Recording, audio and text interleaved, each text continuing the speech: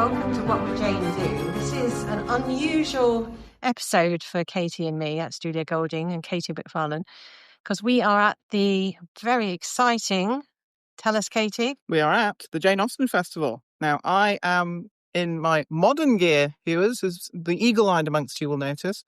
I have, however, continued to pay homage to Jane Austen, as I have my Jane Austen fan club on. Julia has insisted I wear on it to let you know it is still me. It's not That's right. twin. I said, if anyone's watching this rather than listening, they won't believe it's you unless So you I have put my one lovely Elizabeth Bennet, the proposal scene, the second bonnet, when she's walking down the lane.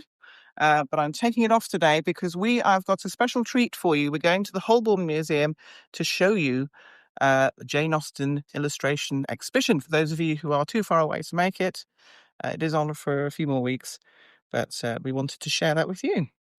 This is the exhibition until January, so you've got time to get here at the Holborn Museum. Illustrating Austen. So here we are in the Illustrating Jane Austen exhibition, and we're standing by one of the most famous portraits of Jane, which has made it onto the money in the UK. So, Kate, tell us what we're looking at on this part of the exhibition. So this part is obviously the lady who started it all, Jane Austen, inspiring us with books and the illustration in those books. And this particular print is based on a very small, allegedly badly drawn drawing of her sister by Cassandra Austen. And so that has generated 1,000 different Jane Austen prints ever since. But obviously people love to put a face to a name. So this is the lady herself, and we're going to look at some of the illustrations inspired by Jane Austen's novels. So we're starting with the illustrator Cubitt de Cook. I must admit the name is new to me, but he's from the late Victorian period. Yeah, it's about 1892, it says here. So surviving until 1951, so spanned a century. And his illustrations are very detailed. Yeah. They're ink and wash. So they're not so much illustrations as paintings, as far as I'm concerned, as someone who likes illustrations. But they're beautifully done, but very tonal, and possibly less popular than the later or the earlier illustrations, because they are so painterly rather than just line, pen and ink. So we got one here of Colonel Brandon sharing his story. I think he tells Eleanor, doesn't he? Mm-hmm. And just walked Marianne Dashwood. Marianne with her letters around her. Very fine. So here we have the two brothers Brooke doing illustrations. They have a very distinctive style. We got one here of... It's... They yes. introduced him to her as Mr. Robert Ferrers, looking highly snooty and comical. Yes, and if you're listening to this rather than watching it, he is such a smarmy person in this picture. Very well caught. But I'm going to take you over to my favourite Brooke picture, which I think you'll all enjoy. This is Charles Brooke, who has captured the moment when foolish Louisa Musgrove jumps off the cob steps, and she has swooned elegantly, covering her ankles, whilst everyone else stands around aghast.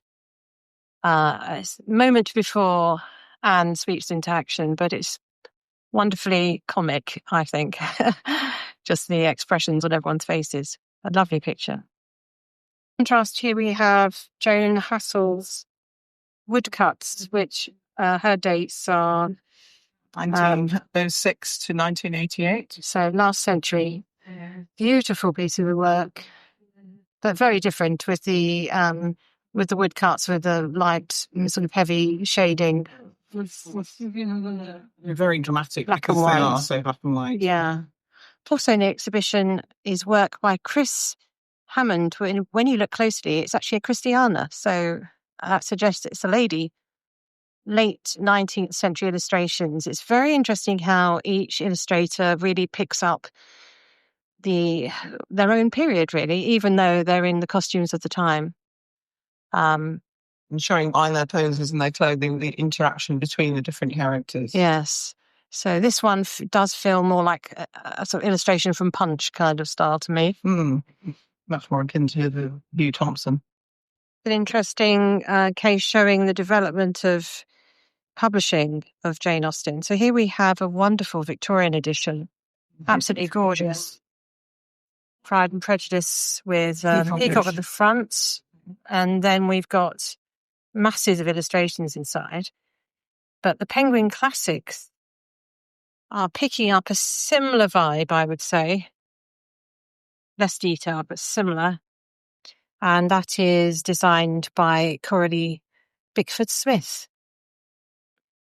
And what we're seeing there is a pale blue background with red flowers, a bit like a Regency wallpaper.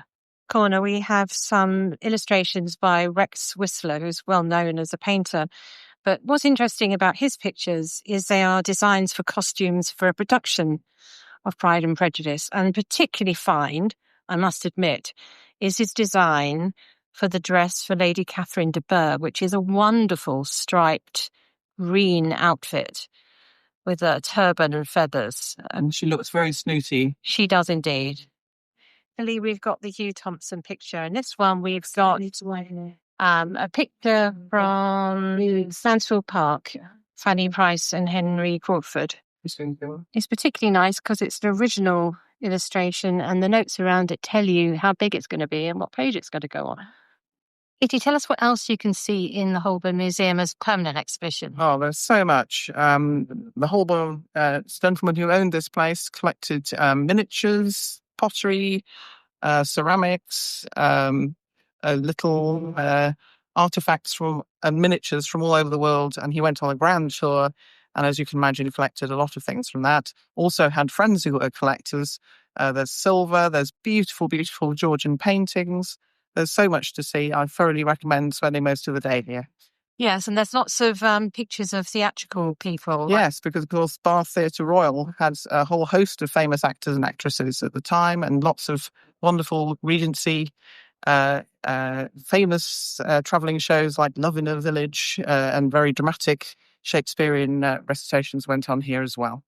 And I've been impressed how inventively it's all exhibited. So there's lots of surprise drawers to open and poignant small stories. Quotes, and then you'll get a door to open. And if you want to know more about that story, you can find out more. And little drawers you can pull out to see beautiful, beautiful small objects. So it's an absolute treasure trove. The fact is that it also doubles up, this painting, as Lady Danbury's house in Bridgerton. So you have to imagine it with lots of extra greenery and horses and carriages and handsome young gentlemen. And, of course, magnificent Lady Danbury. But that's what we've been for. So that's all from What Would Jane Do at the Bath Jane Austen Festival 2025 in the 250th anniversary year.